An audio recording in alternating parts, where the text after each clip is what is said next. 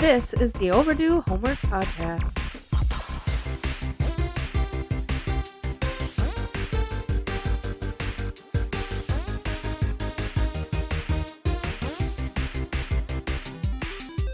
Welcome to the podcast. I'm here with Trav. I'm Drew. And I'm Trav. And you're Trav.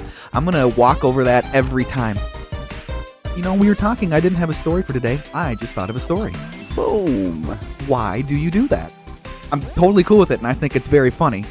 Is it a reference into something? What? When you reintroduce yourself. Oh, no, I have no idea. That's just the first thing that clicked when you started doing it. That's great. I really do like that a lot. So this is the Overdue Homework Podcast, and our mission statement basically is to bring 80s and 90s media, and that includes TV, that includes movies, and that includes video games, back into the forefront to introduce these things to anybody that's never seen them before. How are you doing today, Trav, before we really get started? I am pretty darn good myself. How about you, Drew? I'm really good, except I'm a little bit embarrassed about some of the mistakes we made in the last episode. So we have a few corrections. Yeah, 2 corrections for sure. And please, if there are more corrections to make, I hope we get emails. Number 1 is glaring mistake. Kim Basinger is not in Batman Returns. She is not. She's not whatsoever. I had my eyes wide open waiting for her to be in it at some point, and she never showed up. I have no idea why I said that in the last episode.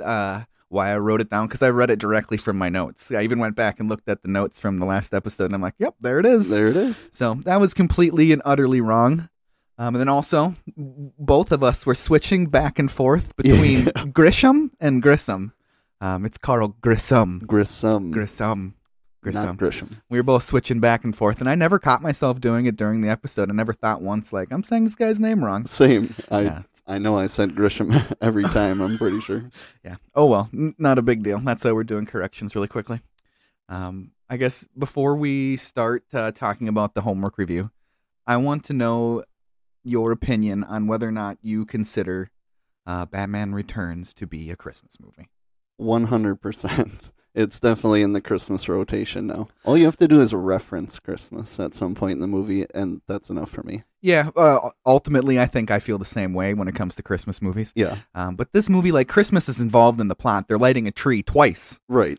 So lots of presents throughout the movie. And we talked when we just watched the movie together here that it will be in the Christmas rotation from now on. It will be in the rotation. We'll go straight from A Christmas Story to Batman Returns to, I don't know, what else, anything else Christmas, you know. Even the newest Charlie and the Chocolate Factory, which I enjoy. Have you seen? I've never seen it. You haven't seen the newest one? So the one from the 70s was called Willy Wonka and the Chocolate Factory, that Tim Burton one from the mid to late 2000s. 2010s? The one with Johnny Depp? Yes, the one with Johnny Depp. That one is Charlie and the Chocolate Factory, right? Yes. Yeah, okay. That one's a Christmas movie. I like that one. So I guess we can just jump right into Batman Returns here. Let's jump on in. I want to start with an interesting story about how the idea of a sequel to 1989's Batman, how it went from Batman 2 to Batman Returns. So I found a pretty cool article on denofgeek.com. A guy named David Crow wrote it. And I'm just going to give you an idea of what Batman 2 was supposed to look like. So the studio executives and the screenwriter Sam Hamm wanted a sequel, but Burton called it a dumbfounded idea. So Burton wasn't very interested in making a sequel. That's weird to me. It is. I mean, I guess Tim Burton, maybe he's not looking for dollar signs all the time or anything like that. Yeah. So Michael Keaton was originally supposed to be involved in Batman 2, but he needed more money. And for Tim Burton to get on board, he needed to have a lot more control. He wanted to make the movie he wanted to make instead of what the studio wanted to make. Should we talk about the villains that may have been considered for Batman 2? Let's hear them. Sam Hamm, the screenwriter for Batman 2, he wanted Harvey Dent, and it would have been Billy D. Williams as Harvey Dent. Right. So as Two-Face. And then Warner Brothers, the studio, wanted the Penguin, and that was mostly on the fact that the Penguin from the 60s Batman was one of the more popular characters out of that series and movie, and Burgess Meredith was a popular actor, so that's what Warner Brothers wanted. And then Burton and Ham both wanted to have Catwoman. They ended up with Penguin and the Catwoman, partly as a compromise, so like the studio gets something and then they get something too. Sure. It was still supposed to be set at Christmas, but not quite like so overtly set at Christmas. It would have been more like the fact it would have been decorated like Christmas, but there would have been no real plot tie-ins. Sure. Except for the AK-47 wielding Santa Claus, which would have been a pretty cool addition to any movie, probably. Probably. Vicky Vale would have actually been in this one. All right, so you wouldn't have lied to everybody. Wouldn't have lied. And as a matter of fact, they would have Bruce and Vicky would have been engaged by the end of the movie. The Penguin would have had a much lesser of a role. Would have used birds as weapons. I mean, he did that in this one too, but sort of. Yeah, not until the very end, I guess. Yeah.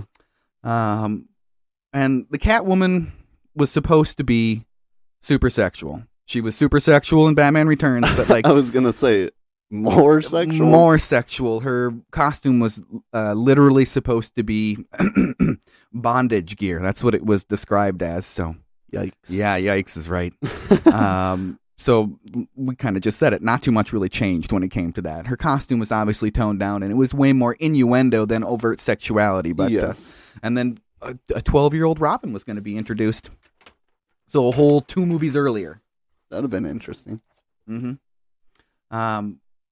The plot would have been about Catwoman and the Penguin collecting Raven statues to unearth a hidden treasure that is in the Batcave that Bruce Wayne doesn't know about.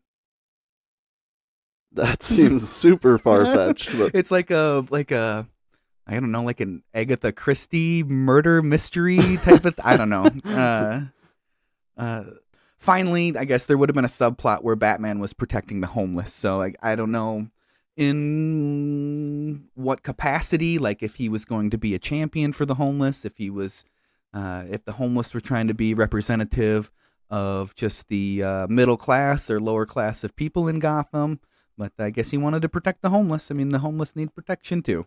I guess. So what happened with this script that Sam Hamm had this script that Sam Hamm had put together? Burton didn't like anything with the production of this movie whatsoever, from like top to bottom. And the only way that Tim Burton would do the movie is if he could make a Tim Burton movie. And that's a direct quote from Sam Hamm himself. And clearly that did happen. Clearly that did happen. Burton got to do what he wanted to do, so he brought on screenwriter Danley Walters to recajigger the whole thing. And bam, you got Batman Returns. So there's a whole lot more in that article, so you should find that article if you want to learn a lot more about that. Do you have any overall feelings with this movie that you would like to discuss? Any impressions that you want to bring up before we start going scene by scene? Well, I'm glad Tim Burton got the reins on this movie because it turned out amazing. And one of the first things I thought was that Tim Burton out-Tim Burtoned Tim Burton.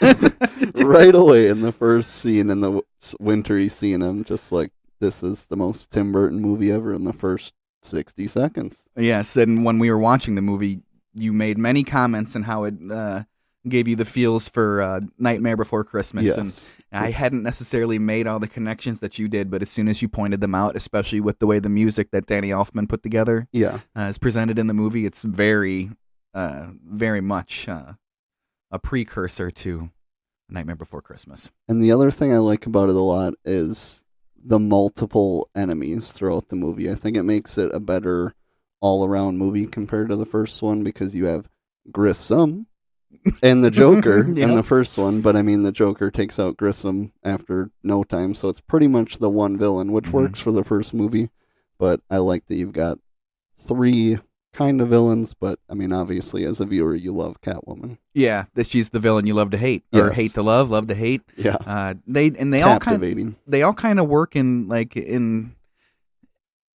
they all kind of work together, Right. and Catwoman obviously is there for her own thing and her own. She wants the means. She wants to do what she wants to do, and Yes. isn't afraid to manipulate anybody in the way. I guess we can just move on to the scene by scene now. Let's do it. So some of my first impressions in the opening scenes it's the same great music by Danny Elfman, and he was back and he was happy to be back. Interestingly enough, this is the first film to use Dolby Digital sound. So that's kind of cool. Mm-hmm.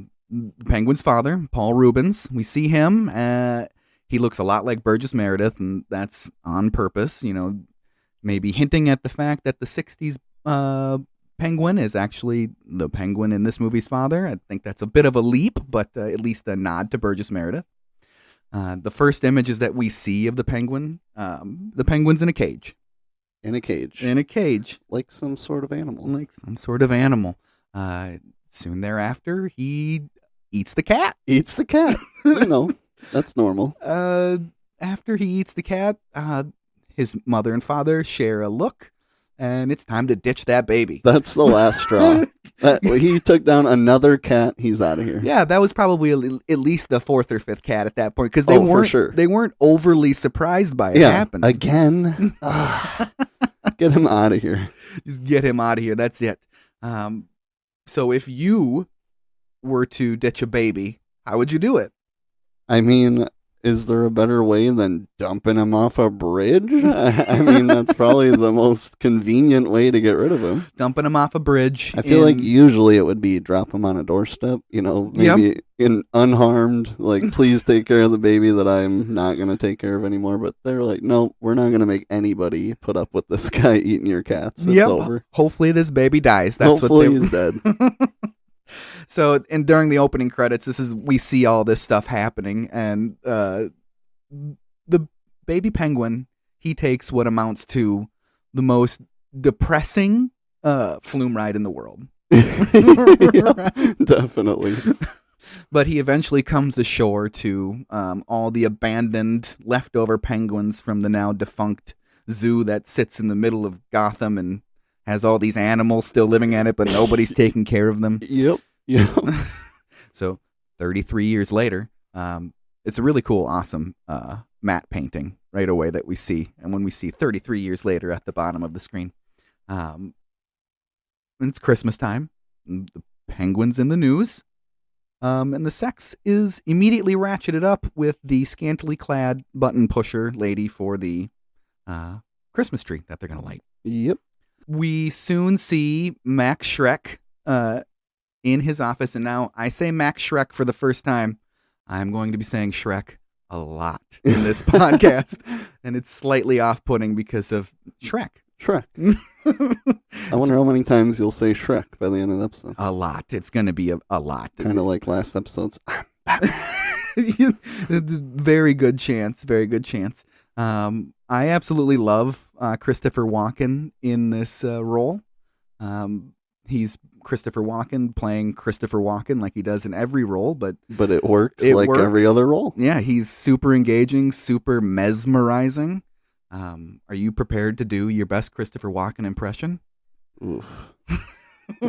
Hey, I'm going to give it a shot. It's going to be bad. Let's hear what you got. Okay. I want to build a power plant, and I'm going to steal all your power because there's a surplus of power. It's not good. I tried. I even listened to how to do Christopher Walken impressions online before we started the podcast. I'm here to catch a mouse for you by me. I'm going to need the money up front. That's all I got. That's good, dude. I like it. That's good. You work that? I like it. That's good. So yeah, he pitches the power plant. Immediately, tons of sexism is aimed at Selena Kyle. She's cowering in front of all these men. They're making fun of her, and Christopher Walken says, well, at least she makes a good cup of coffee, and that gives everybody a really good Silly really good woman. laugh. after this, they all get up and get out of there after she's just served them all coffee and nobody drank any of it. They're up and out of there, and Shrek is going down to give a speech in front of everybody in front of the Christmas tree right before they're going to light it up. And the crowd, my impressions of the scene are the crowd absolutely loves him. I mean, he's like the philanthropist, store owner, one of the richest people in Gotham. Yeah. But he leaves his speech upstairs that he's gonna do, and right before he gives the speech, he leans over. Is it his son that he talks to? Yeah. Yeah, and he says that I'm gonna take this up with Kyle or something like that. Immediately blames her for forgetting something of his own. Yep, it's all her fault. Yeah, and we see that the Penguin is obviously planning something from the nearby sewers.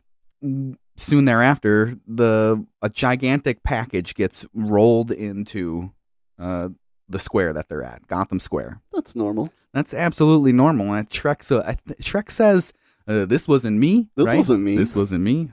It's getting worse by the second. And it's the Red Triangle Gang, and they're here to destroy everybody. And it's obviously, since we saw the Penguin's flippers holding on to the sewer grates, it's obviously a plan by the Penguin. A whole bunch of skull-wearing motorcyclists and acrobats and ex-carnies, an organ grinder dude that turns his organ into a Gatling gun. Did you recognize that guy? I did not. He's kind of a famous character actor that I remember seeing a lot in the 90s. His name's Vincent Schiavelli. He was in One Flew Over the Cuckoo's Nest, which Danny DeVito was also in. That's one of my favorite movies. Mm-hmm. So who is he in that movie? I don't have the character's name, but he's in it, so it's interesting that they're in this movie together. Fast Times at Ridgemont High. He's in Buckaroo Banzai, which I know Buckaroo Banzai is a movie you've never seen, but it's a movie that's one of my favorites out of the 80s that has Peter Weller in it. That will definitely be a homework assignment someday in the future. He was in Better Off Dead, Ghost, and in the Hey Arnold movie. Nice. Yeah, so he's been all over the place. Once the Red Triangle Gang is doing their thing and kind of destroying everything in Gotham Square, the bat signal gets put up, right? There it is. There it is, the bat signal. And Bruce Wayne has a set of giant mirrors that lead directly into Wayne Manor that allow him to never miss a bat signal. Perfect, and obviously point where Batman lives and who Batman is. Right? No suspicion there at all. No, none whatsoever. So he's literally just waiting in a dark room, waiting for this bat signal to be shown all over his books. So do you think that he's got nothing else? Do you think he's obsessed? Clearly, everyone's just like, oh, well, the signal's going to... Bruce must know Batman. So we send the signal to Bruce, and then he, speed dials him. I like that. I think he's obviously obsessed, and this is like all he's got in his life is to be Batman. That's all That's all he cares about. That's all he wants to do is just to be Batman. Yep. So we soon see Bruce tearing in there in the Batmobile. Still got that same dumb bat suit. Same dumb bat suit. A little tiny bit different, but not so much upgraded. Yeah, it's slightly better. He doesn't have like realistic looking abs anymore. It looks more like armor. Yeah. That's about it though. That's about it. Yeah, that's about it. Later you find out he has multiples of the same exact outfit. Same exact bat suit. Straight Goku. So Batman's down there, obviously. He's going to be trying to take care of business. And soon after he arrives there, he comes face to face with a fire breather, which probably wouldn't really do much to the Batmobile, right? No. But he manages to have this big thing come down and lift the Batmobile up and turn it around because he's going to kill that man with the flames from his afterburners. Killing him. He waited till the end of the first movie to kill someone. Didn't wait too long in this one. No, so the whole idea of a no-kill Batman is long gone in this movie. Gone. Very soon. And what even is the contraption that goes under his car to lift him and spin him? Would that not have to be like the heaviest piece of equipment for that car ever? It would, and it would take up most of the space in the car, right? Yeah. Yeah. And later he punches a hole in the floor. So, all right, moving on. We'll go with it, I guess. He killed that fire blower. He gets out of the Batmobile soon after that to help Selena Kyle, who happens to be down there, and she's been taken hostage by a taser wielding Clown. taser wielding clown. So he gets out, and we see our first grappling hook of the whole movie. And there aren't as many grappling hooks. No, and while we were watching it, I think that's the only like true grappling hook. I think so. The other ones were like zip lines. Yep. Yeah, I actually wrote that down as way less grappling hooks. Way less. We just watched it. Yeah, I think it's pretty much 99% zip lines with that one grappling hook. Yeah, interesting. Maybe Tim Burton saw the 1989 and said, man, Too many grappling hooks. I'm embarrassed of the amount of grappling hooks that are in this movie. Too many grappling hooks. Yep. So he saves Selena Kyle. She's pretty impressed. Doesn't know whether to call him Batman or the Batman. He leaves looking at her like, dang lady, you crazy. You crazy. He leaves. Then we get our first taste of Selena Kyle's sadistic side. She picks up that taser, gives it a good hard look, and then zaps that guy. Zaps him. Just zaps him.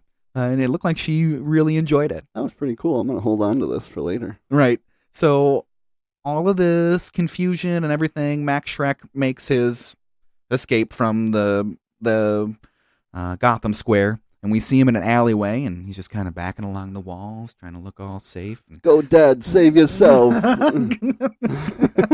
Oh, man, that's a really good line. That guy is not... I'm glad he didn't have very many more lines. Yeah, thankfully. And then all of a sudden, he's standing on a sewer grate, and then, whoops, there goes Max Schreck. He's going down in the sewer. He gets to meet the Penguin. And Danny DeVito is pretty amazing in this movie. Pretty amazing. He's very gross. Very disgusting. I get the impression that I can smell him. Oh, yeah. Smell him, his breath, his onesie, everything. Everything. I get the impression that he's very greasy. Very greasy.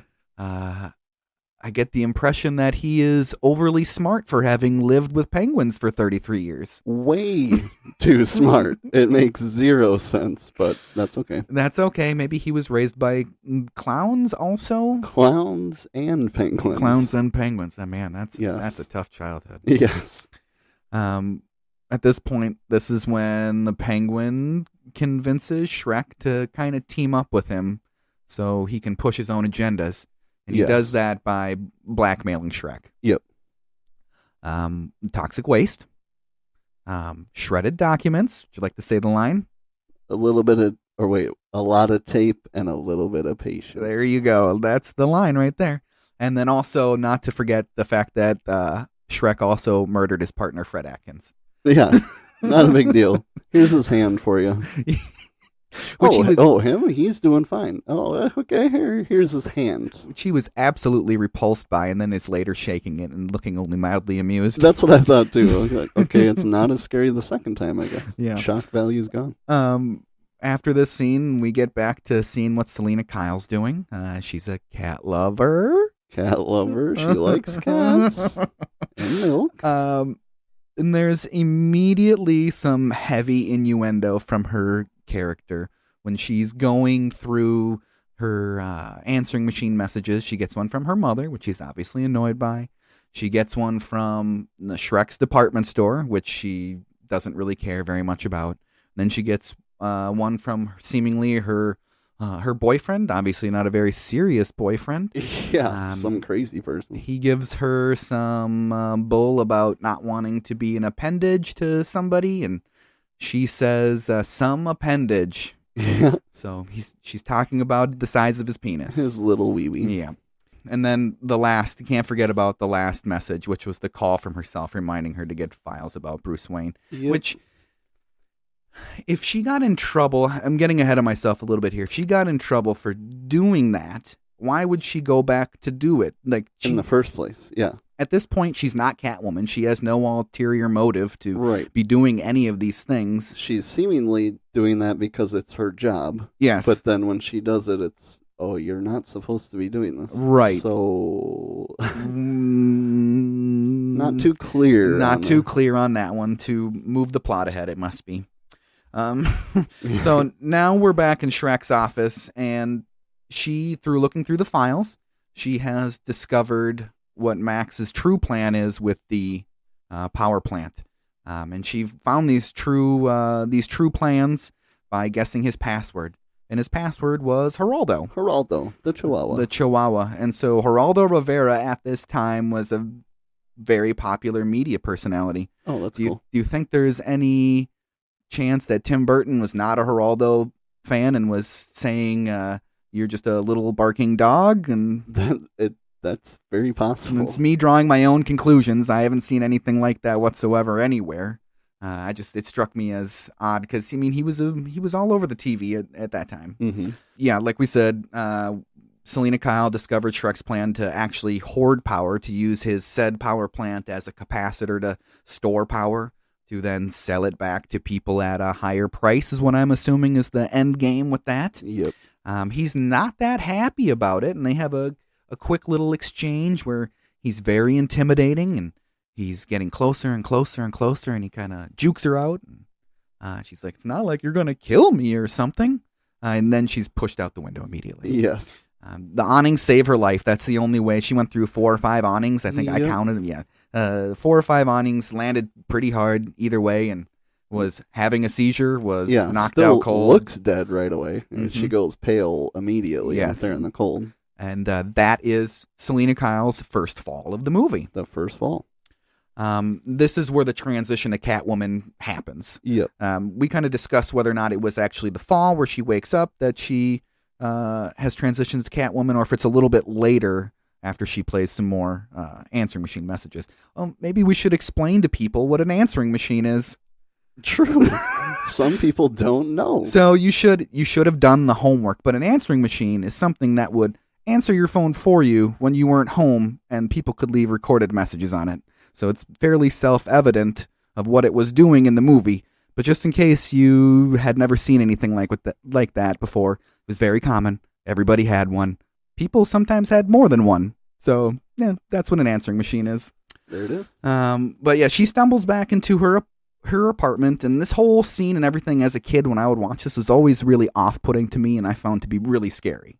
I don't know why, but it always scared the crap out of me every time I would watch this movie. She looks like a zombie. She does. She's knocking shit over, doesn't care about anything. No, she leaves her apartment door wide open. Wide open. Yeah, she says her tagline again. Honey, I'm home. Yeah. Oh, right, I'm not there. Same thing. Same thing. She stumbles to her apartment. She's totally out of it. She goes straight for the milk, and then she plays that answering machine again. And when she gets another call from Shrek's department store, it's an innocuous call about getting makeup or something like that, right? Getting perfume, trying out the new perfume. It triggers her completely, and she starts destroying her apartment. And this is where we talked about, is this where she's truly transitioning to Catwoman? It must be the full transition. Yeah, because she's like destroying everything about herself that was Selena Kyle. Yep. Like, obviously the dollhouse that she's been putting together. Yeah. She destroys it. Black spray paint all over the house. Yeah, all over her clothes. All over her clothes. So the transition is now complete, especially when she pulls what I would bet was a rain jacket out of her armoire. Yeah. And turns it into her very famous Catwoman suit. My first impression after she makes the Catwoman suit and you see her in the window with all the cats is that Michelle Pfeiffer is a very attractive woman. Very attractive woman. Yowza. And she, like I said, she's a completely different person now. Soon we see, after this scene, we're back on the City Hall steps, which is a device Tim Burton has loved to use in both of these movies now. Everything happens in Gotham Square on the steps of City Hall in Gotham. There's always about 75-ish people there. Yep. And minimal cops. Yep. And that's where it happens. The Penguin's goons, I don't know, could you call the Red Triangle Gang his goons? I'm not sure. They're kind of like their own thing, right? Yeah. Yeah, they're kind of their own thing. I don't know what they're necessarily getting from the Penguin. Maybe like shelter, someplace to go while they're not committing crimes. I got plenty of room down in the sewer if you guys want to come down here. People throw shit out all the time. The Penguin, we soon see the Penguin via a sewer gate. And that's what I have written down, and it doesn't make any sense. Sewer gate. They're manufacturing the stealing of the mayor's baby. so that the penguin can look like a hero. And I'd have to assume that this is Shrek's plan, right? This is completely Shrek's plan, all manufactured by him to set the stage to get the penguin elected mayor. Right. After he saves the mayor's baby, which was easily stolen from its mother, she didn't put up any type of fight whatsoever. The penguin then makes a very public plea that he wants to find his parents. He makes this plea on TV, and this is one of the first instances where we see Bruce Wayne watching the news. We see him watching the news a few times in this movie, which I guess is a good plot device to get Batman informed. I guess. Bruce obviously doubts what's going on with the penguin. He does not think the penguin is genuine in any way whatsoever. And I don't want this guy as mayor. After that scene, we see the penguin going through the Hall of Records. And is he looking for his footprints? Because that's what they are. They're like baby records, right? Birth certificates. He must be looking for his. And he's writing down potential names of who he could be. Yeah. So I would assume if he's got flipper hands, he might have flipper feet. Must be. Maybe he doesn't. I don't know how a genetic defect like that would work. Yeah. So when we watched it this time, I had that thought, and I was looking at the pages as he's flipping them over, waiting to see like flipper feet. Yeah. You don't see any flipper feet. Right after this, there's some throwaway scene with some reporters and talking about First Amendment rights and stuff. That's why I find it suspicious, because the penguin got to be in there by himself. Like, is this the list of names that potentially, I'm getting ahead of myself here, is this the list of names that he uses to steal the children at the end of the movie? The firstborn children? Yeah. That maybe is what it is. Is that what it is? Because what would determine him, like, yep, these are the names that sound like they could be my parents. Well, yeah. That's true. That's very, very true. So I bet it must be the. I bet you that's probably what it's. And again, later on, Catwoman mentions about his big list of names that he's got. Yeah. Right after we see this scene, we're back at the Batcave, which I still love Tim Burton's Batcaves because they're actually caves. This one seems a lot bigger in scope and not quite as dark. Yeah. But it's still really cool. Newly remodeled. Right. And so now after this, newly remodeled. So after Batman has watched this TV report and he's doing all this research trying to figure out who the penguin is, I was struck by the fact that Alfred was like, give the penguin a chance. Why you? Yeah, give him a chance. He's just a penguin. He's just some sewer penguin, some man that's lived in the sewer for 33 Have years. Some sympathy. So, I mean, maybe the next scene is the penguin at the cemetery, and maybe this is why I was confused with the Hall of Records, because yeah.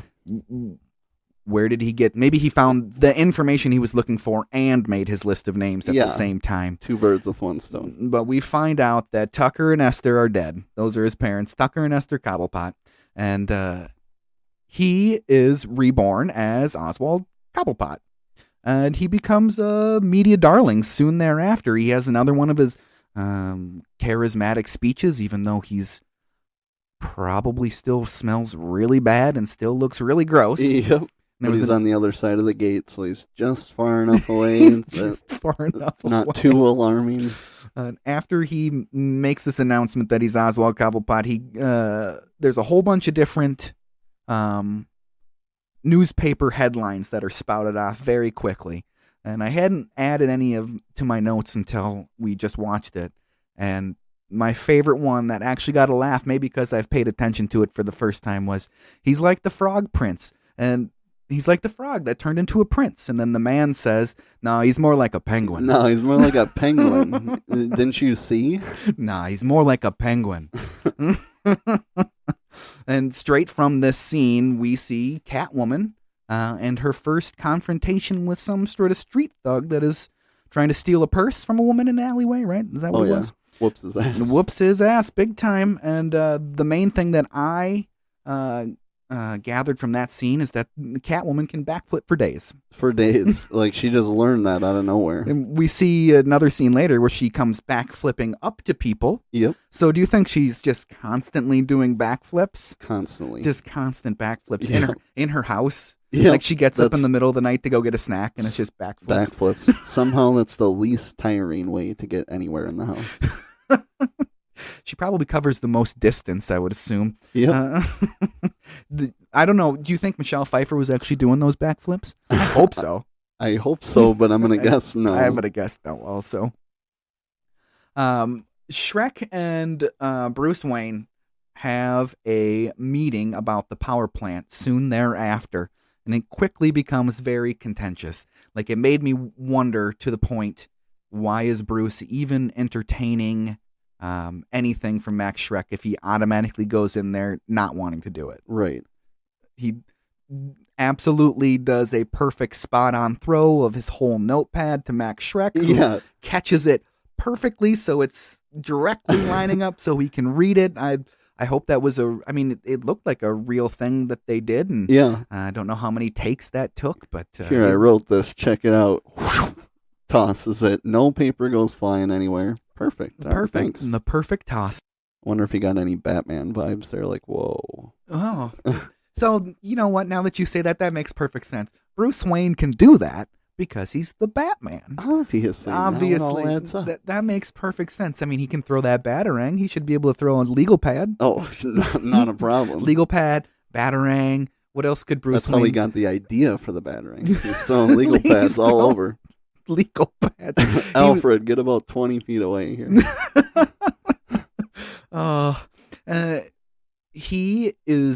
So Shrek is then very angry, basically, with Bruce Wayne, because Bruce Wayne says he's got the mayor on his side, and Shrek says mayors can change, and so that pretty much ends their Bruce Wayne's idea of investing in this whatsoever. Yep. And Max Shrek says, if my assistant was here, I'd have her escort her out of here. And turn around, Max. There is Selena Kyle right there. Shrek can't believe it, that's for sure. He's visibly shaken. Yeah, didn't I throw you out a window?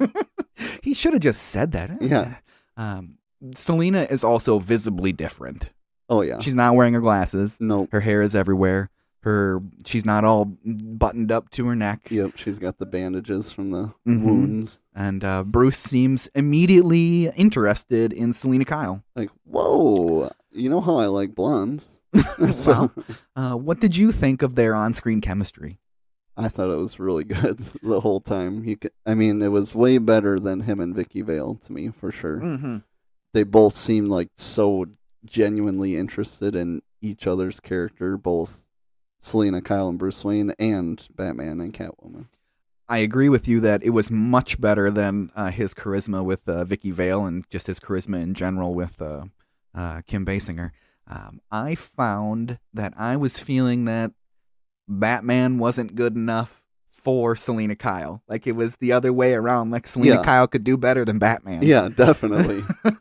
Which was weird, but when you watch it, you understand. Yeah, so, I mean, the chemistry worked fine. It was better than Vicky Vale in the first movie. That soon after Bruce and Selena Kyle leave, Max Shrek has a small interaction with his son again. Mm-hmm. And Christopher Walken, at this point just being Christopher Walken, steps closer to the camera and delivers a very funny Christopher Walken line that I hope he just ad-libbed, because it seems like something that he would say. He says, "I got bigger fish to fry." That impression is still not getting any better. Right after that scene, we see the Penguin. Looks like he's in some sort of attic. I assume that it's his new lair. Like, he's now above ground, right. So he's got a new place that he can hang out with the Red Triangle gang. And we see, he's eating. Oh, we'll cut this part out too. We see what we think is the Penguin's hideout, and Max Shrek comes up the stairs, which when we were watching this, I noticed that the Penguin was in focus and Max Shrek was also in focus, and it seemed weird that they could be both in focus in the film, and I just don't know how that would be done. You said maybe it's two different shots put together. It'd be interesting to look into that and see how that shot was done. But Shrek coaxes the penguin to come downstairs by giving him a fish. Yeah, a little Smeagol treat here. Smeagol treat. Here, take the fish. Do you think he was actually eating that fish? I really hope not, but it looks like he is. It really does. I don't know what they used instead of what was in his mouth. But nobody's alarmed at all. He comes down and he's straight Smeagol that fish, and yay, Mayor Cobblepot! Yep, surprise! It's a campaign office. Max Shrek goes through all this stuff that he wants to make the penguin mayor. And the penguin's very apprehensive at the beginning.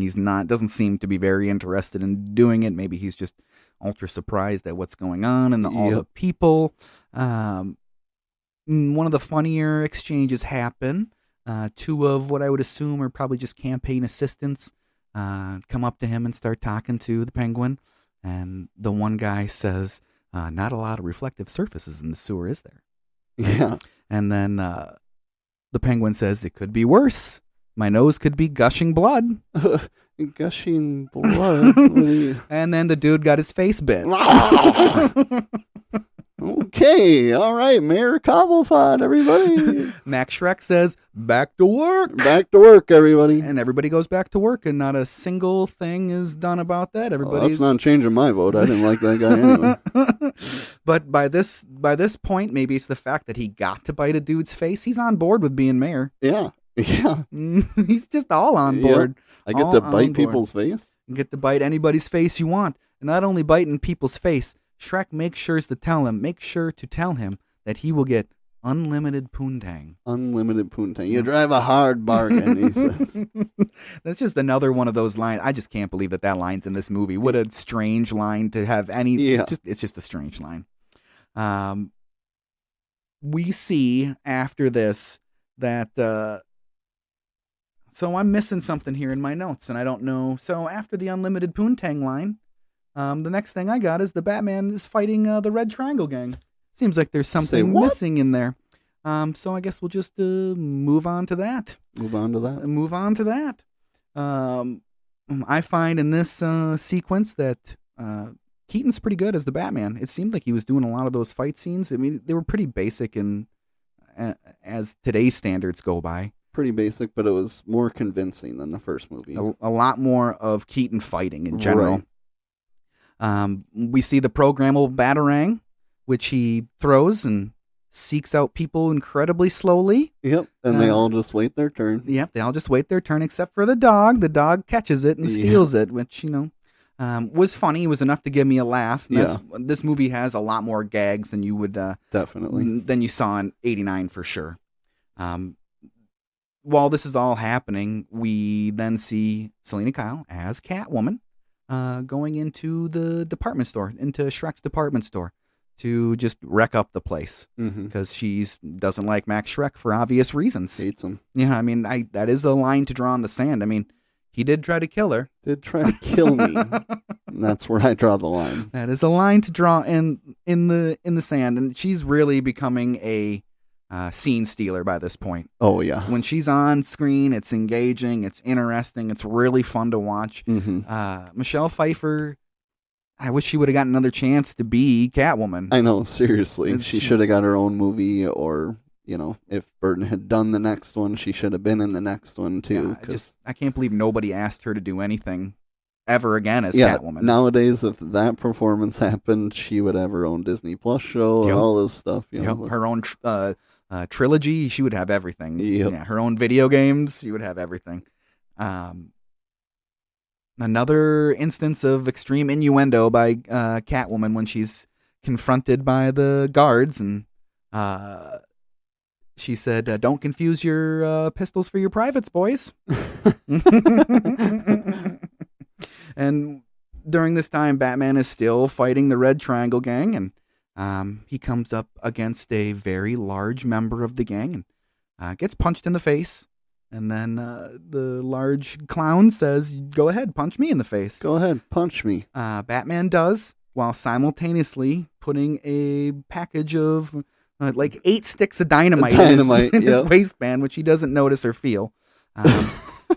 he looks down and sees, oh my goodness, Batman. Oh, whoa. Batman jumps up and punches him into a sewer, and he explodes. Yep. So With the slow walk away. Yep, casualty number 2. Casualty number 2. All I do is kill people. He should have said that. That would have been a great tagline. I would have really enjoyed that a lot. Catwoman destroys. So we talked about that when she gets the gas going in the department store, puts the spray paint cans in the microwave, and I said, would this actually cause an explosion? Not sure. Not sure, but I think it would. But she blows the place up. Yeah. And a pretty cool line delivered by her was just meow. And then the place blew up. Cool guys don't look at explosions. So Batman and Penguin both go chasing for the Catwoman up the side of the building, which the Penguin says that he has dibs after she explodes the department store. As Batman is climbing up the ladder, Catwoman's there waiting for him, gives him a good kick in the face, jumps down, and they start engaging in a pretty cool fight. They go back and forth a little bit. Batman ends up punching Catwoman and knocking her down, and Catwoman says, "How dare you? I'm a woman." Oh, I'm sorry. Kerblam! Kerblam! And Batman's over the edge of the roof. She quickly catches him with a whip and ties him up. She says, "Life's a bitch, and now so am I." And he shakes up his little acid concoction and hits her right in the arm, and she ends up falling over the side of the building. It is a little bit goofy looking because it feels like she falls backwards and that Batman drops down. So we're just going to say that Batman ends up saving Selina Kyle from falling to her death. Yep. They have another tense sexual interaction, and Selina Kyle, Catwoman, stabs him in the side, gets right by his armor, stabs him in the side. He's like, "How dare you?" Punches her off the building. And she goes and falls into it wasn't a truck full of cat litter. It was probably just gravel, but she said it was cat litter. Yeah. And that Saved was by kitty litter. Saved by kitty litter. And that was Catwoman's second fall of the movie. Second fall. Right after this scene, we see that we're now on the campaign trail with the Penguin. He officially announces that he is going to be running for mayor in a little press conference right in his his campaign office. There you go. Yeah. And it's big news. Big news for everybody because it's an out of a season election. Right after that, in front of everybody, the Penguin sexually harasses somebody right in front of everybody. Yep. It was very weird. And once again, I guess if you can bite somebody right in the face and go on like nothing's happened, I guess you can harass people. You can harass somebody, I guess. The Penguin then heads upstairs after sexually harassing a woman to find out that the Catwoman is waiting for him. One of the more grotesque lines of the movie is then issued by Danny DeVito as the Penguin. Just the pussy I've been waiting for. I'm glad you said it. Thank you, Travis. And this scene basically boils down to the fact that the Catwoman wants to team up with the Penguin to take care of Batman and get him out of the picture. There was a weird interaction where Catwoman decides to eat the Penguin's bird, which he did nothing about. Luckily, Catwoman brought a cat, so the Penguin can threaten the cat, and they both let each other's pets go respectively. After that, there's more innuendo. She basically said the idea of getting rid of Batman makes her feel dirty. And then she proceeds to give herself a bath in front of the Penguin, and the Penguin can hardly contain himself. Yep. Right after that, there's this quick scene where we see Selina Kyle, not as the Catwoman, and Bruce Wayne walking down the street. And they kind of have a weird meta conversation about their alter egos to each other. Like they're both talking about themselves. It's just a weird conversation to have. It struck me as odd, and you think that would have been enough for them to figure out that each other. Don't they say you're tired of hiding behind the mask? Yeah, they do. Like that should at least click for Bruce. Yes. ultimately, Bruce does end up getting a date with Selena Kyle. Cha-ching. I think it's just because he genuinely thinks she's a swell gal. Yeah. Maybe he has some hinkling that she is a inkling that she's Catwoman. Maybe as a way to distract her during the big tree lighting events, because that's what's going to be happening later that night. Yeah, maybe. It seems like because of events that happened later in the movie that he's just trying to get a date. Yeah. Right after this is when they're going to be transitioning to the actual tree lighting ceremony, and this whole scene opens up with the Penguin kidnapping the Ice Queen. Yeah. And he does it with Batman's programmable batarang, which she politely smiles for a picture, and he just clobbers her, takes her, and Bruce happens to see on TV. So he happens to see on TV that this happened, which ends up breaking up their date. But before that happens, they are on their date. Selena and Bruce are on their date at Bruce Manor, and they end up talking about Bruce Wayne's ex-girlfriend, Vicky Vale. Vicky Vale. So she makes an appearance in spirit in the movie, so yes. You can't fault me completely, I guess. It's kind of weird that they would do that, but I guess you wanted to give Vicky Vale some sort of nod, because it is supposed to be a sequel, right? Yeah. He gives her some line about wanting to give her a kiss, and Selena Kyle, being the new woman that she is, just goes right for Bruce Wayne. Starts smooching down on him. Oh, yeah. Smooch, smooch, smooch. She tries to feel up his side where she recently stabbed him, and he kind of flinches and pushes her hand away. He starts pulling down her sleeve because, the upper arm and shoulder, that's pretty sexy. Which she quickly puts the kibosh on because she has a hideous scar now from the acid that he threw at her. Jerk. And this is where he becomes aware of the fact that the Batman is now a suspect in the missing Ice Queen. So he goes to Alfred to try to make up some excuse to tell Selena why he's leaving. Alfred basically obliges. Then we see that Selena Kyle is doing the exact same thing. Because this is the plan that's going down, that she and the Penguin make up a sonnet or a dirty limerick of some kind. I wish we would know what the dirty limerick was that Alfred said. Yeah. So they both. This is the point where we see Batman going down to the Batcave to get ready to go down to the tree lighting ceremony to help do his thing, and then he's getting all ready. He's got tons of the same bat suit and a safe. Tons of the same suit. And then that flashes to Selena Kyle, with much less ceremony. She is trying to jam on her suit in her Volkswagen Beetle or whatever it is that she's driving. Definitely gives the juxtaposition of the two, the mindset. Even though they're really similar, they're still very different. Yeah. Their chemistry in that scene, we already talked about it a little bit, but it was really good. They seem romantically engaged in each other. It was believable. Very believable. Like I said before, though, I was more on the fact that I wasn't a fan of Batman's or Bruce Wayne's chemistry with Selena Kyle. Down at the plaza now, the Batmobile gets parked in an alleyway, and instead of those animated, they're cell-painted shields from the first movie, they throw a little CGI in there, a little CG in there, and it's all CG shields now. And then it's send in the clowns. Here comes the Red Triangle gang, and they are trying to execute their plan of, I don't think necessarily turning the Batmobile into a nuclear bomb anymore, but they're definitely going to mess around with it. The CGI shields are no match for that clown tech, though. They have zero problem getting into the Batmobile.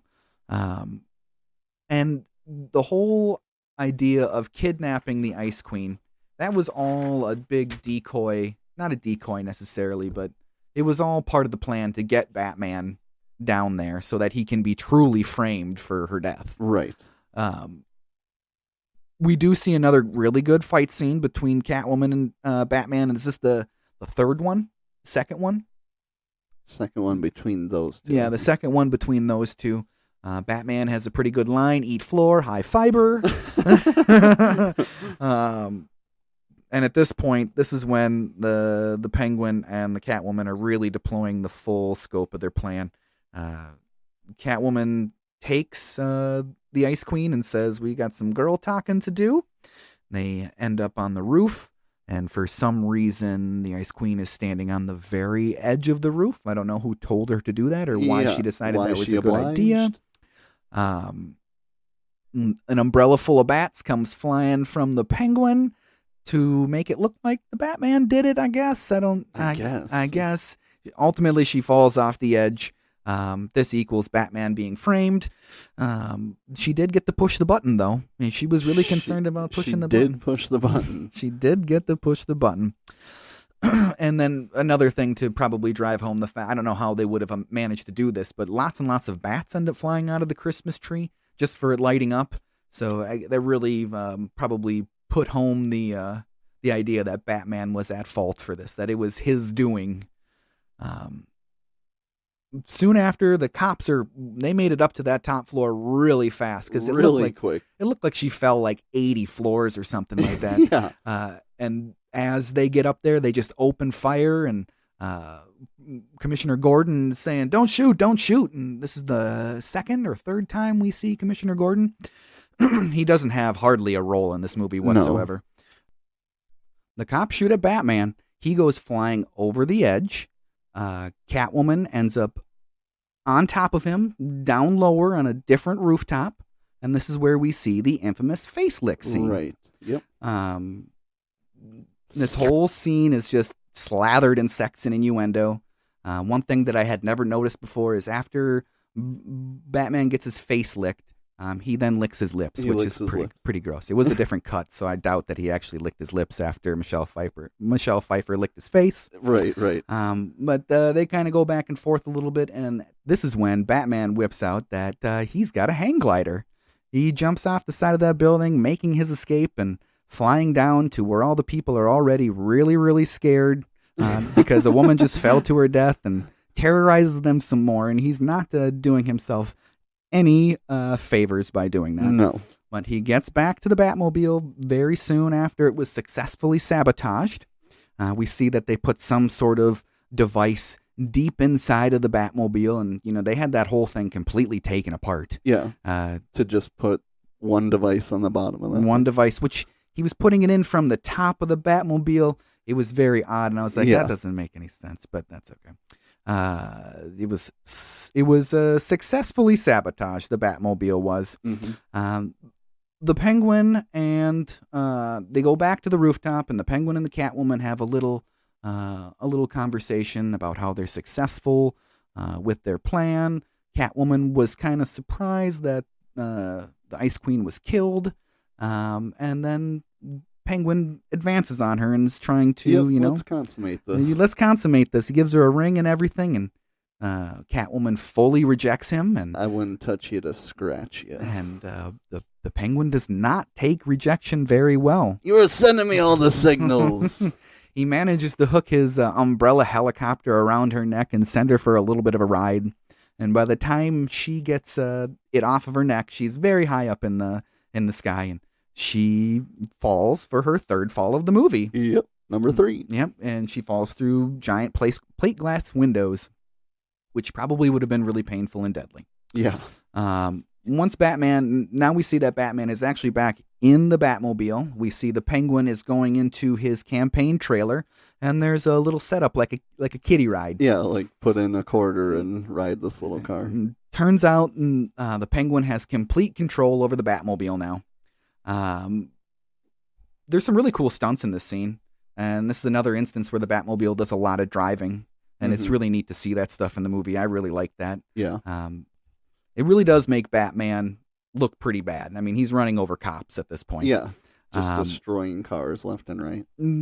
He is going through all the gadgets in his Batmobile, trying to figure out what's going on.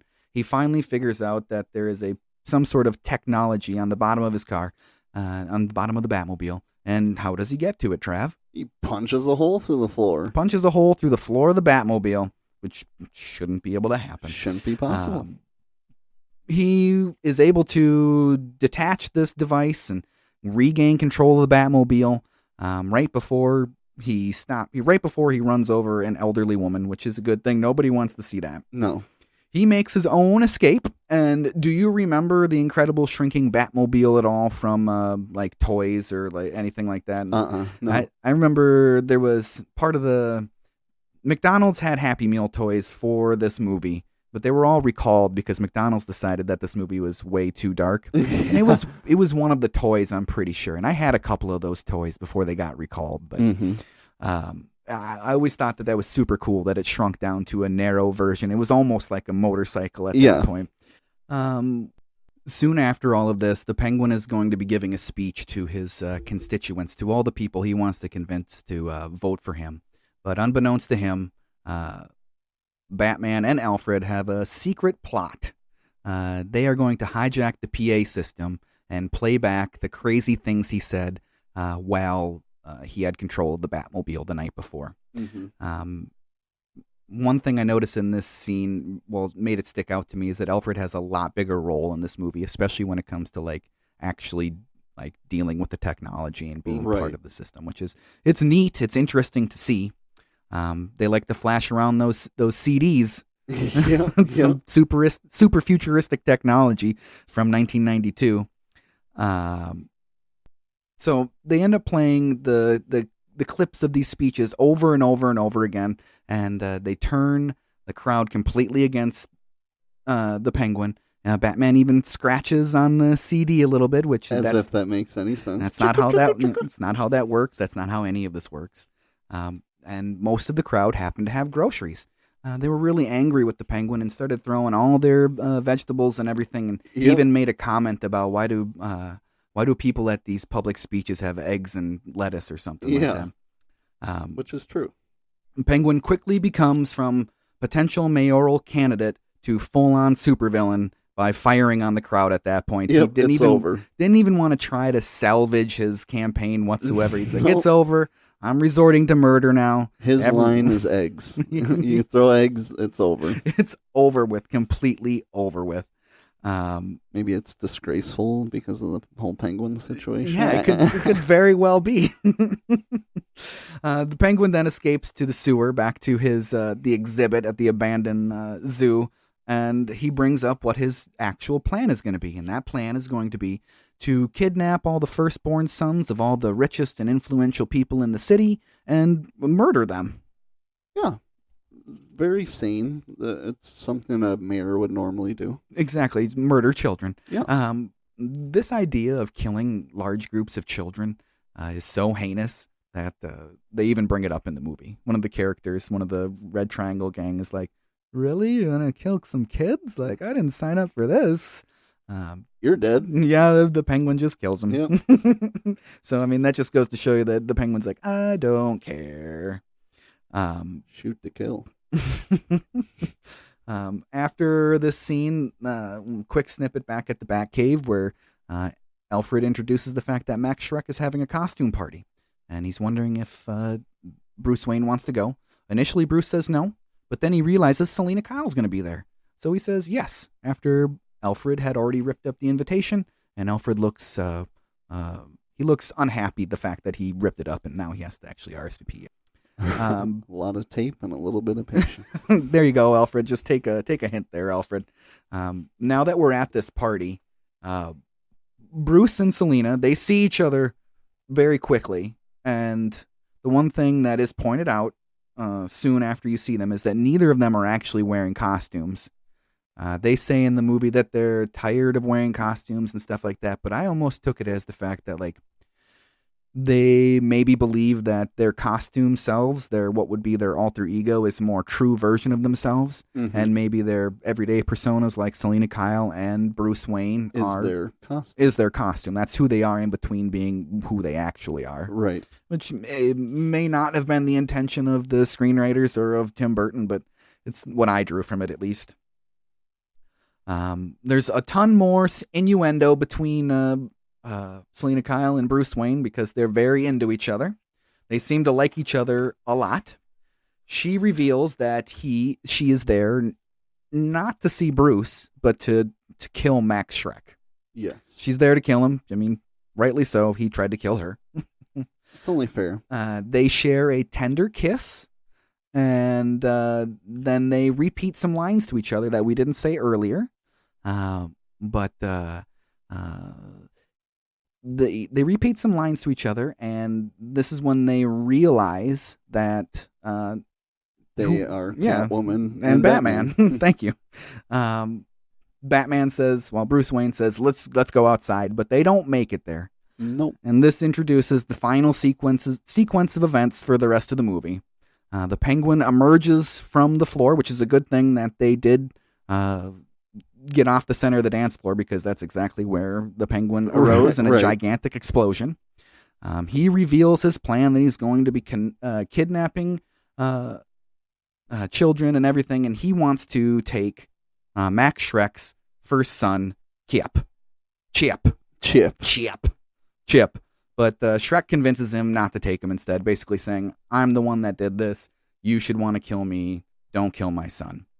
They head down to the abandoned penguin exhibit at the abandoned zoo, and did I already say this, in the middle of Gotham City? It looks absolutely enormous and is completely unused. It just seems odd. Shrek's in a cage. We then see the baby murder train on the streets of Gotham. Yep. And Batman just easily thwarts it. He goes down there and just said, yeah, you're not going to do this, I guess. So easily thwarts it. He has time to get his bat stationery out, scrawl a little note to the Penguin, and send it with a monkey. The Penguin does get this note from his monkey, and it says the kids aren't going to make it. So now the Penguin's plan is basically foiled. Yep, it's over. Nice try. Nice try. Batman took care of it very easily, and the Penguin is very upset that he doesn't get to kill any more children. He decides to go full on, though, in releasing his militarized penguins, which they never really discuss why these penguins are strapped with rockets. They are strapped with rockets, though. And he gives a gigantic, rousing speech to what look like hundreds, maybe thousands of penguins. Yeah. The one thing is, though, is birds don't speak English. So yeah. There's no sense to be made out of that. No sense to be made out of that whatsoever. These birds that don't speak English, that taught him how to speak English, don't understand him speaking English. And that's all there is to it. After this, we see that Batman is well on his way to finding the Penguin, and he has the most specialized piece of equipment I think we've seen in any Batman movie whatsoever. It's a hydrofoil. I believe that's what they're called, hydrofoils. It's some sort of ship that fits perfectly in the sewers of Gotham and is made to tootle around in the sewers, I guess. It's just an odd device, I think, to have in the movie. But I guess you need to get Batman there somehow. Yeah. He could just take the Batmobile, right? But the Batmobile may be in some disrepair at this point. I don't know. It was cool. I guess they're trying to maybe recapture some of the majesty of the reveal of the Batwing from the first one. It doesn't go over as well. It doesn't go over as well. No, it definitely doesn't go over as well. So the Penguins are now heading out. They're going to go do their thing where they're going to Gotham Square to kill everybody, 100,000 people at least in the city. Yeah. But once again, that technological whiz Alfred manages to reverse the Penguins marching by jamming their signals. So thanks, Alfred. Thanks, Alfred. That was nice. Knowing the jig is up, the Penguin tries to escape via motorized duck. Once the Penguin does get outside, the Batman, with his hydrofoil sewer ship, manages to crash directly into him and thwart his escape completely. Batman inspects the wreckage after he gets out and doesn't see the Penguin right away, but the Penguin has a little sneak attack on Batman, and I don't know what the Penguin was thinking, because the Batman should be able to easily dispatch the Penguin no matter what. Yeah. No chance. So this now kind of brings one of the more confusing parts of the story into light. Like, he has the radio switch to deploy the Penguins, right? To deploy their rockets. Right. And the Penguin seems really threatened by the fact that he has this. As if they're going to blow up or something. Something. The Penguin ends up getting the upper hand by smacking the radio device out of Bruce Wayne's hand, out of Batman's hand, and gets it himself. And now he thinks he has the upper hand. And he pushes the button. And all the Penguins shoot their rockets off and completely destroy the zoo where they're at.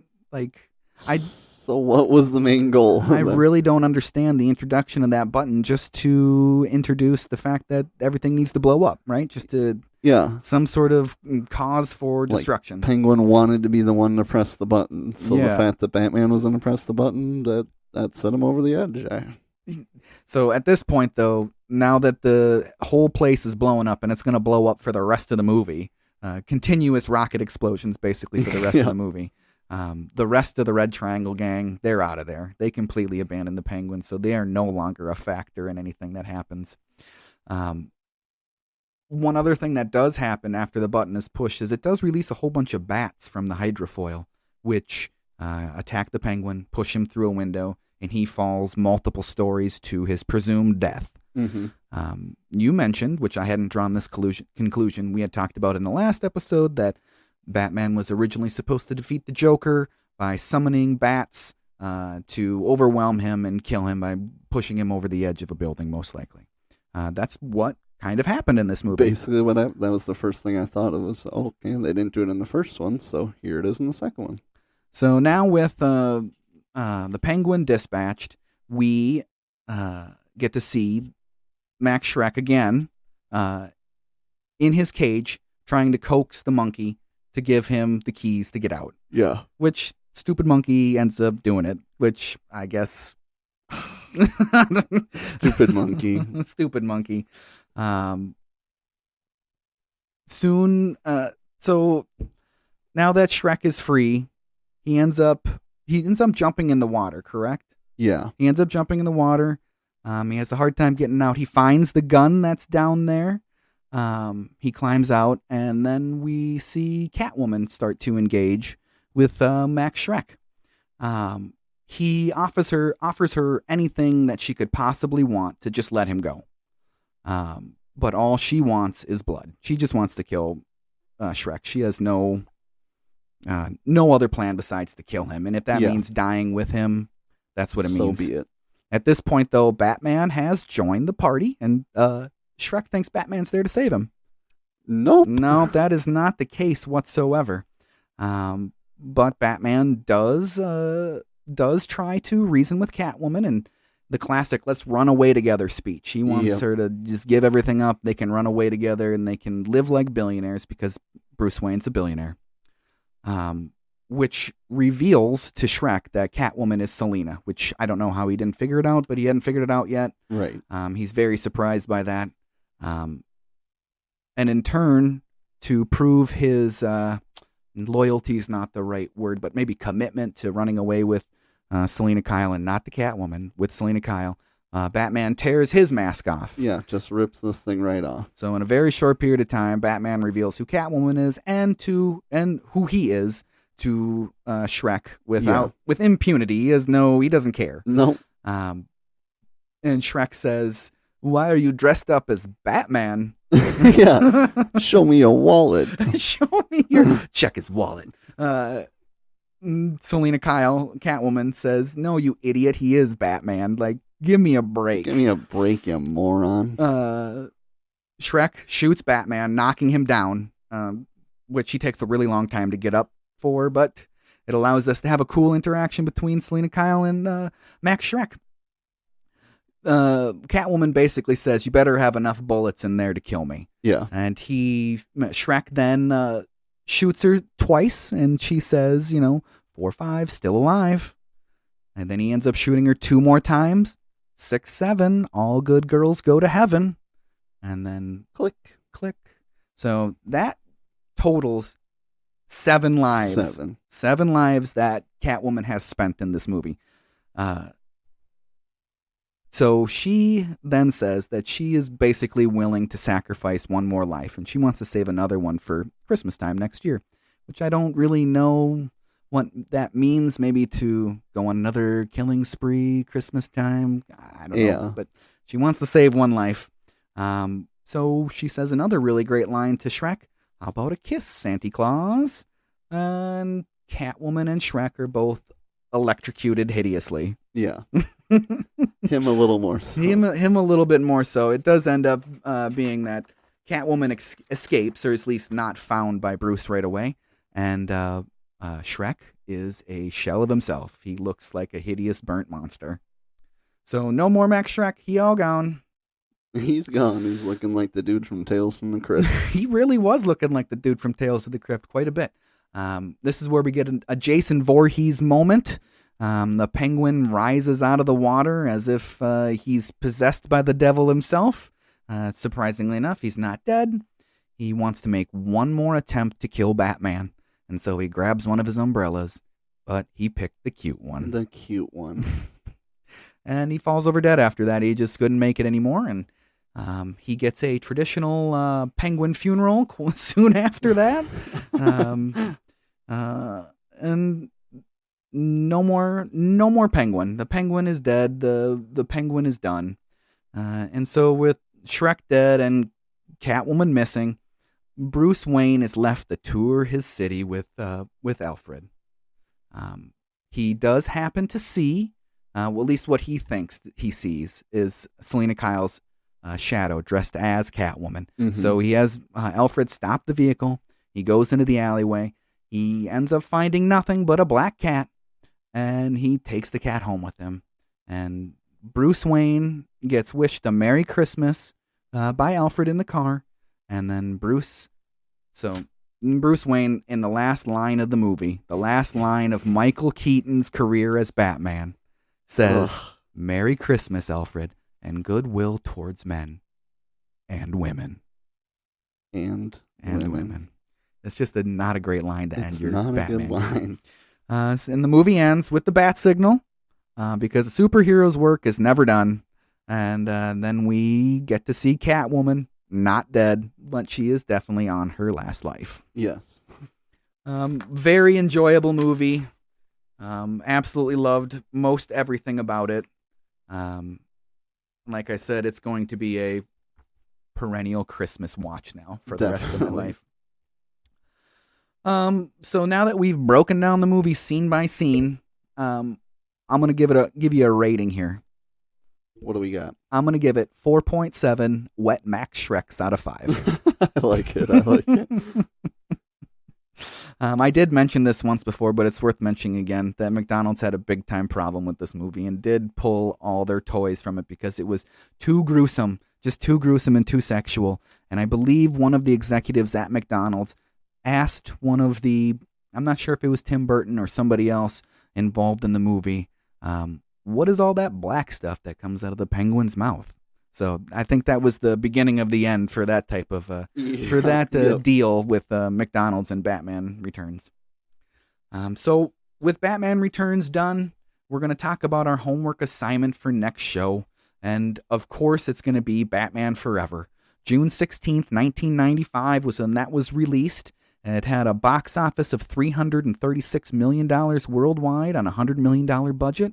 If you go and take an account for inflation, that's $625 million today. And for a while, it had the record for the opening weekend at $52.2 million.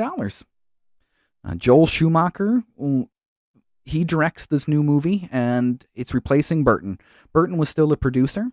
To give you an idea of some other movies that Joel Schumacher did, he did St. Elmo's Fire, which is a really good Brat Pack movie from 1985. So that one's got Emilio Estevez, Rob Lowe, Andrew McCarthy, Demi Moore. Yeah, Demi Moore. Judd Nelson, Ali Sheedy, and Addie McDowell. He also did The Lost Boys, 1987's Lost Boys. So that's got the Coreys, Corey Haim and Corey Feldman, and Kiefer Sutherland is in that one. You've seen that one, right? Lost Boys? I have not. Man, that's a really good movie. But I'm kind of all surprised. those actors. I'm surprised you haven't seen The Lost Boys. That's a really good movie. And then Falling Down with Michael Douglas, which is a underrated movie. I really like that movie. I've only seen it a few times, but he just basically is a man that snaps, and he takes care of business in a vigilante type of way. There are lots and lots and lots of cast changes. This movie is a lot different than the first two Batmans, definitely. The two actors that are returning, are Pat Hingle as Commissioner Gordon, which he was barely in this one, and barely in Batman Returns. And then Michael Go as Alfred Pennyworth. He also returns. The new cast includes Val Kilmer, which both Ethan Hawke and William Baldwin were considered for the new Batman. Nicole Kidman as Dr. Chase Meridian. Chris O'Donnell as Dick Grayson. Tommy Lee Jones as Two-Face slash Harvey Dent. Jim Carrey as the Riddler. Edward Enigma. When you see, we'll talk about that. Ed Begley Jr. as Fred Stickley, who is Enigma's boss. Drew Barrymore as Sugar, one of Two-Face's assistants. And Jon Favreau's in this as assistant number 2. That's cool. So he was in DC before Marvel. Yeah, and that's somebody that is definitely completely. His career is probably completely different than he ever thought it was going to be. Oh, for sure. So let's talk about for a second why this movie matters and why we're going to continue with it. Mostly because we've done the first 2 Batmans, and now it's time to do the other 2 out of this 90s quadrilogy. But also, it matters because Burton is like stepping away from Batman at this point. He like resurrected the franchise, but he's going to allow somebody else to direct it. And Schumacher and Burton, who were friends in Hollywood, Schumacher made sure to ask Tim Burton if he could do it before he did it because he had the most respect for him. Yeah. Schumacher is allowed basically by not being Tim Burton to take the movie and the franchise in a fresh direction while keeping some of that Tim Burton charm. Burton definitely gets credit. I said this already, but definitely gets credit for launching Batman into something more than the campy Adam West era. And Schumacher gets credit for bringing the mass appeal back to the franchise after the minor backlash and diminishing returns of Batman Returns. So I'm super excited for Batman Forever, for our next homework. I really liked this movie a lot when I was a kid. Like I said, this came out in 1995. I was 11 years old, so this was one that I saw in the theater. This is one that I watched a lot on VHS, and it was one of the first movies that I bought on DVD. Yeah, I did see this one, but I barely remember it. I honestly remember Jim Carrey as the Riddler, and I swear, a scene where he's like up on a clock tower doing something, and that's literally about all I remember, and the fact that it's a different Batman, but it'll be interesting. There's a lot of stuff to really talk about with this movie. I'm excited. I'm going to be honest with you. Doing the research for Batman Returns, there just wasn't a ton of, controversy. I mean, there was plenty of controversy, but not the type of stuff that I really like to talk about when it comes to these movies. So do you know why Tim Burton wanted to step away? Just because he didn't care about the money at this point? Or he had like done his job and brought it back to light? And it was mostly the studio wasn't interested in having him back. Oh, really? Yes, because of the direction that the Batman Returns took. Excuse me. And the fact that they really wanted to capitalize on toys, video games. Which, if they have another super sexual movie, maybe it doesn't work out. Yeah, I mean, Batman Returns is as close to like an art house type of film you can get for a major motion picture. Yeah. And then, do you know why Michael Keaton didn't want to be in it? Too much or not enough money? Or money was part of it. He also didn't like the script. He didn't like the way where the movie was going. Oh, okay. Yeah. I guess with that, I just want to make sure everybody does their homework. Like, do your homework. It makes it a lot more fun. It does. It make really it a lot does. More fun. I know not everybody can have the opportunity to watch the movie 2 or 3 times, like I try to do before we do these podcasts. But if you can, it does make it a lot of fun. I guess that about takes it for that today. Trav, do you have anything you'd like to talk about? No, I think I'm about ready to get into some of these fan emails here. Please do. So this first one here comes from our first real fan. Tim writes in to say, I am currently your biggest fan. I'm sure someone else could easily take that title from me, as I am only 5'8", 175 pounds. But I am writing in to ask, when is the next episode? I've been waiting all day. Thanks. Well, here's the next episode. You're going to have to wait even more for the next episode. But our plan is to release these episodes bi-monthly. Like we mentioned in the first episode, Trav and I both have day jobs. So unfortunately, that makes the money.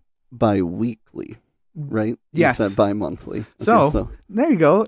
It's the same thing, right? Bi-monthly, twice a month, bi-weekly. oh, maybe. Right? Maybe. Same thing? Okay. But but it's one of those weird things. But yes, we're going to be shooting for 2 episodes a month. There we go. Every other week. That clears it up for me. All right, so now back to the questions that I made up for us. Dang, You're Old wants to know, did you have a favorite Nick at Night show growing up? I Love Lucy.